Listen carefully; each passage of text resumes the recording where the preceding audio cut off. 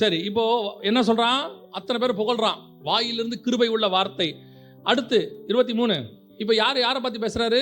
புகழ்ந்தவங்களை பார்த்து பேசுறாரு. இப்போ வாசிங்க 29.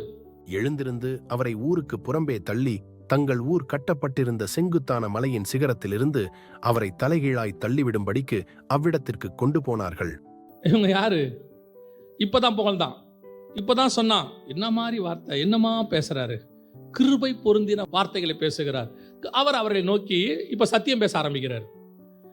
சில நேரத்தில் இதான் மனுஷனுடையதான புகழ்ச்சி, மனுஷனுடையதான சாட்சி. உங்களுக்கு அவனே சொல்வான், அப்புறம் அவனே தலைகீழ கூட்டு போவான். அவனே நல்லவன்பா, நீங்க காசு கொடுக்காட்டி அவனே கெட்டவன்பா. அதான் உலகம், இவ்வளவுதான் உலகம். ஆனால் தேவன் உங்களை குறித்து சாட்சி கொடுத்தால் அந்த சாட்சி மெய்யான சாட்சியாக இருக்கிறது. அது மாறவே மாறாது. அதான் சாட்சி.